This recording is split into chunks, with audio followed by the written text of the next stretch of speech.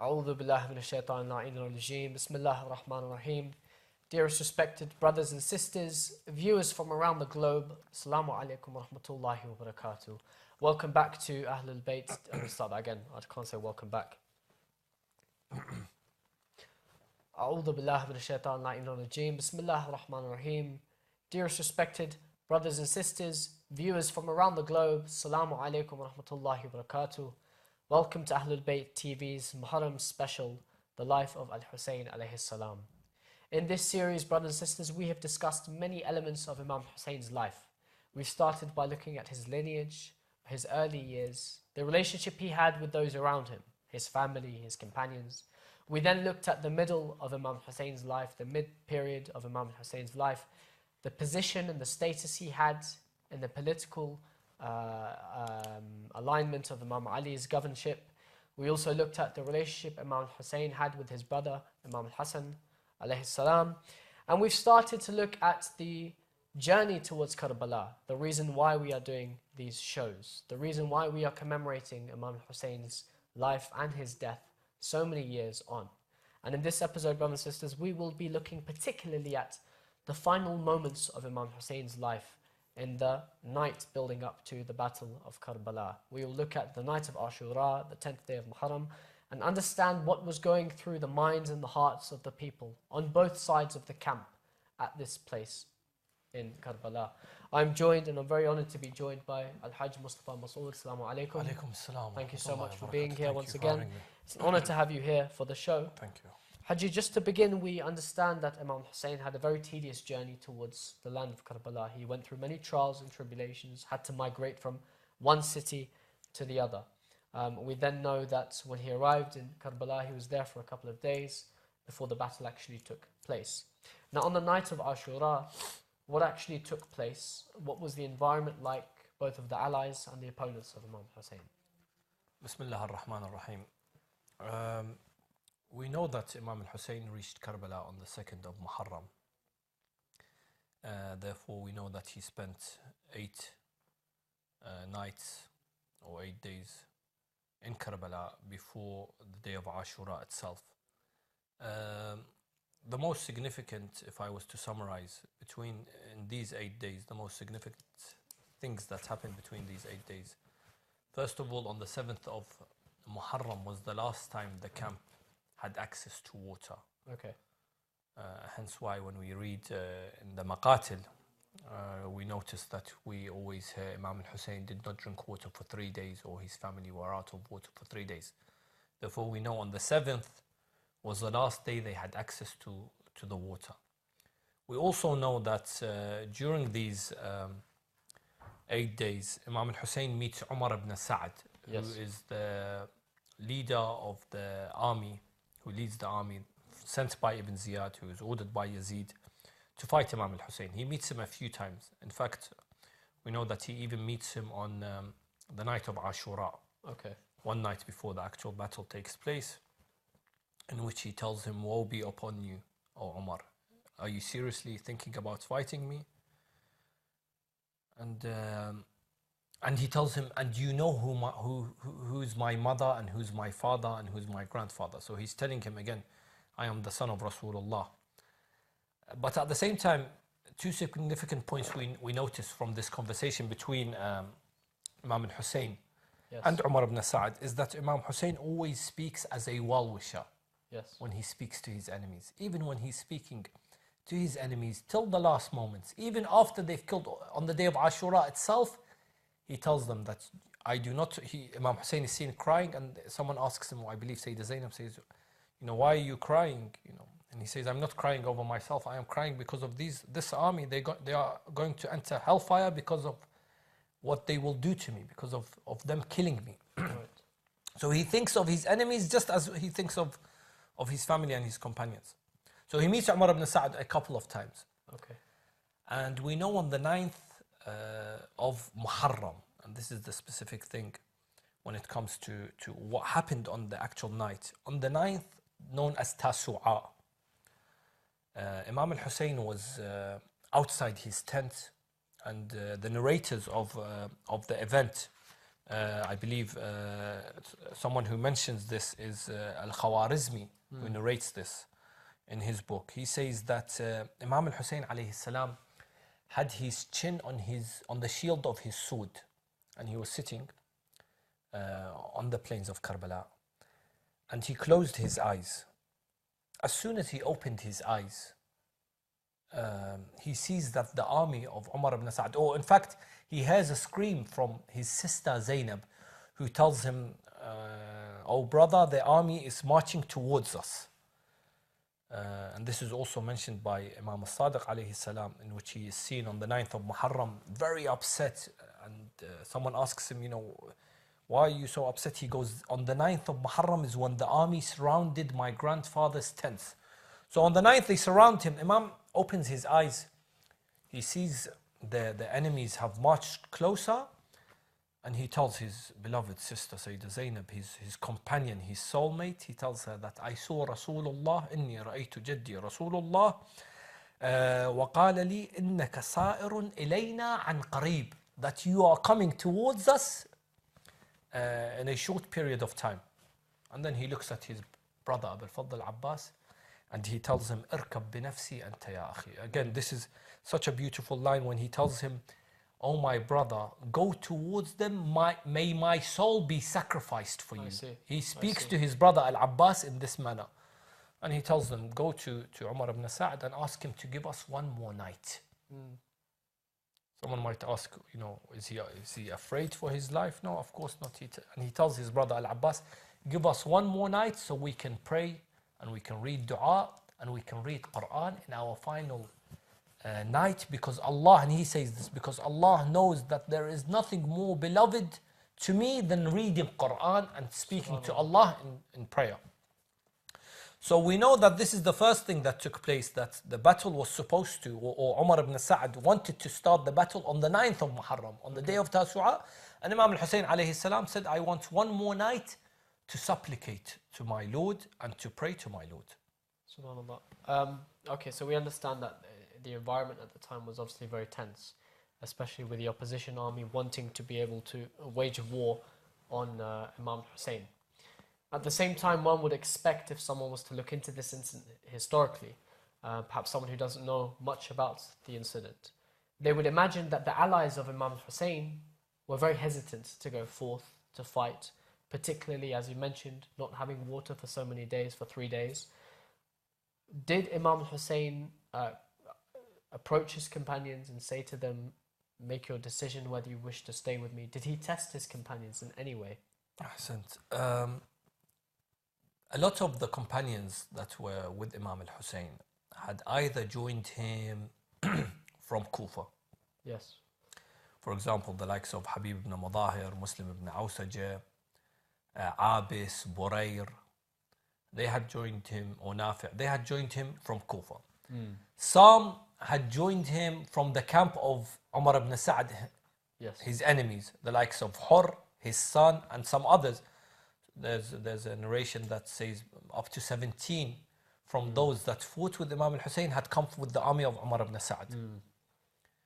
And of course, his family members. Of course, the numbers, again, this is an historical event where, the famous number of 72, which is used, is I feel a number which is sometimes used and just not factually correct. I can't say if it's factually correct or not, because of course this is an historical event and no one was there to actually see it. But according to our narrations, and even for those that go and visit Imam al-Hussain and read the names of those that are martyred, you'll notice more than 70 names. We are told in total we're looking at anything between 70 to 100 were on the camp of Imam al-Hussain. And on the night of Ashura, Imam al-Hussain calls his companions and his family members, and he delivers a sermon on the eve of Ashura. The text of the sermon is narrated by the likes of Al-Muqarram. For those that, for example, want to look at the martyrdom of Imam al-Hussain or the journey of Imam al-Hussain, they should use the famous book called Maqtal al-Hussain by Abdul Razzaq al-Muqarram. I believe it's available on Amazon. It's available in a lot of bookstores. That's the most accurate maqtal of the story of Imam al-Hussain that we have. And he narrates that Imam Hussain delivers this sermon, which he narrates the whole sermon. And in the sermon, at the end of the sermon, he tells his companions and his family members that I have been told by my grandfather that I will be killed in the land of Karbala. Yes. And the enemies have come to kill me. And you are free to leave me. And all this time that you have joined me, I appreciate your companionship. And he says, and I quote, he says, beware that I believe that the enemies will start the war tomorrow, and that I have absolved you over your obligation. I see. That if there's any obligation of you to stay with me, I have absolved this obligation. So he tells you may all leave me tonight with no obligation to me. So use the darkness of the night to depart, and let any one of you take one of my family members, so that Allah may reward you, and get dispersed in the desert during the night. And he asks his family members to turn off any candles or any light that there is between the camp. And he tells his companions and my family members, not only his companions, he's talking to his family members as well. He tells them, leave me, because the enemies will start the war and they will kill me. And of course, we know that one by one, and the first to stand up and speak is that Qamar Bani Hashim. And he says to his brother, what will I reply to your mother Fatima? How can I leave you? And one by one, of course, the dialogue is narrated again by Al-Muqarram. One by one, the likes of Habib, the likes of Muslim, the likes of Zuhair ibn al-Qayn, who meets him en route to Karbala, they all stand up, and they some of them say that if we were to be killed and we would be cut into pieces, and our bodies would be burnt, and we would be brought back to life, and this would happen to us 70 times, yes, we would not leave you, O Aba Abdullah. Yet it's only one death, not 70 deaths. So how can we leave you? Yes.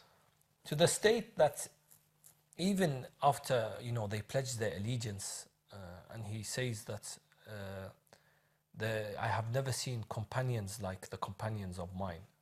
And this is again very important to know that these companions, not only has he told them that you will be killed, he's also told them that there is no obligation for you to stay. Yeah. And he even said that should you leave me, Allah will still reward you. Allah will still reward you. Yeah. This is the sermon is there. Yeah. Yet they all say that we will not leave you, O Aba Abdullah. Even Al-Qasim, after he tells them that you will all be martyred, and he shows them their status in paradise, that the Holy Prophet Rasulullah will be waiting for them and will quench their thirst. Al-Qasim ibn al-Hasan, his nephew, and he says, will I be one of those that is killed, O uncle?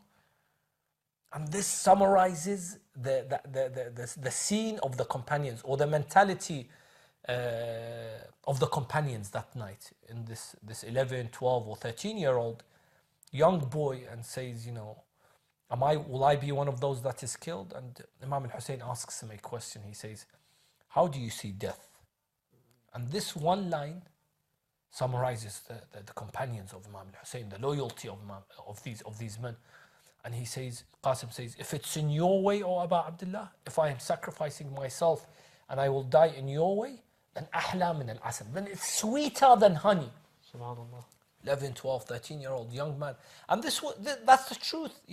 These men, they saw death in the way of Aba Abdullah, in the way of the religion of Islam, in the way of Allah, as something sweet, because they knew that blood that would be spilled in Karbala, that blood will raise a community that will mourn for them, will raise a society that will fight for justice. And today you see people calling for justice are those that follow Imam Hussain. People that call for justice, not within their own communities only, but within other communities. That's what we should follow when we look at these companions. And that's to summarize, of course, these are some of the events that took place on the night of Ashura.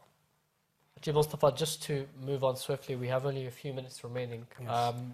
We of course know that Imam Hussain had a very special relationship with his sister, Sayyidah Zainab Salamullahi alayha.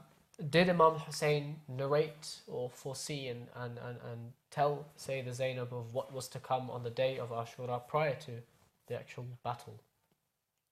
Imam al-Hussein alayhi salam's true companion in life was Zainab alayhi salam. No doubt that we know that she even tells him that the first person I saw when I opened my eyes was you, O Abu Abdullah. They grew up together.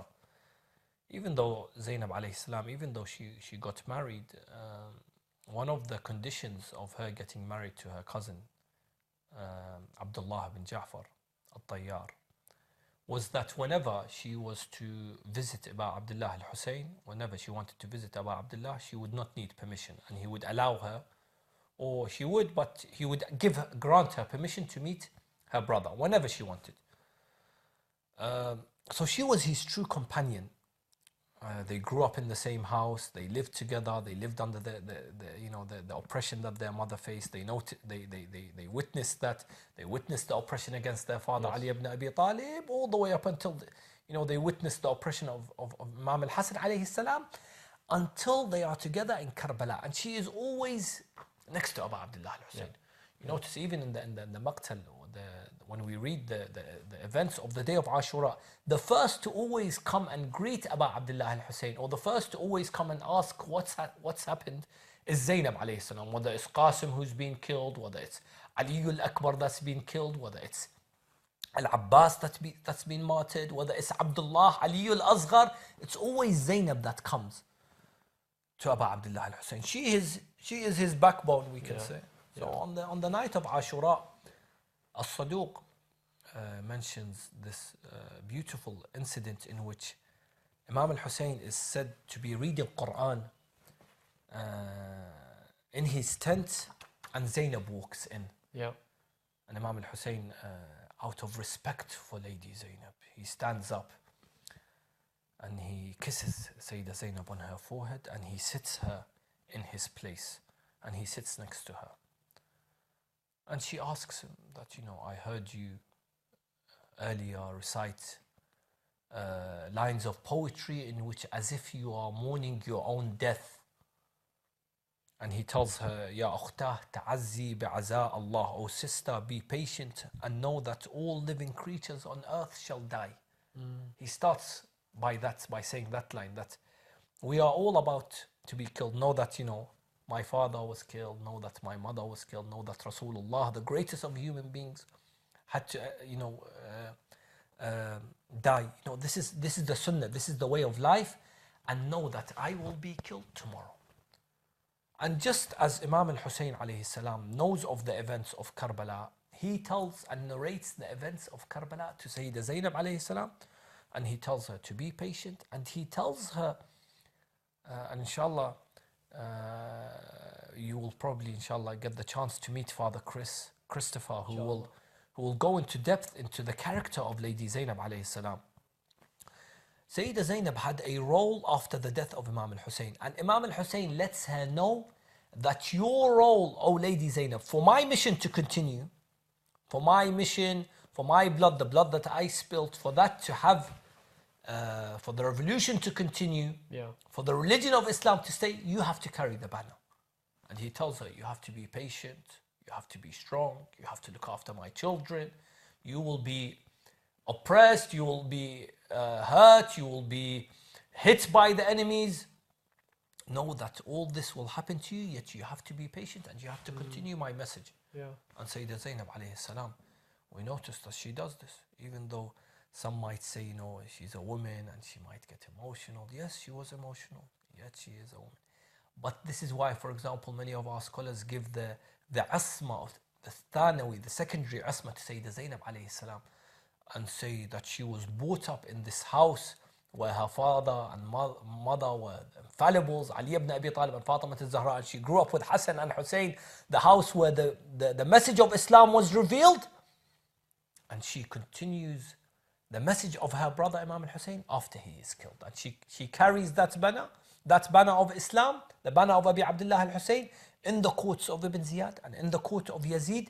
And if it wasn't for Zainab, then we would not have the mission of Imam al-Hussein complete. Thank you, Haji Mustafa. Unfortunately, we are out of time. I know there's, again, so much to discuss. This is a topic which transcends time.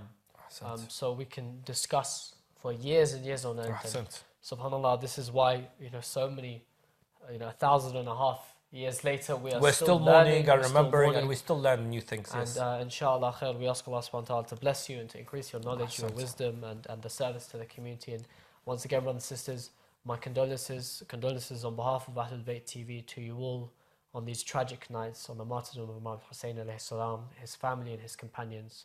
Inshallah, join us for our next episode as we complete the series, understanding the life and the death of Al-Hussain alayhi salam. Wassalamu alaikum wa rahmatullahi wa barakatuh.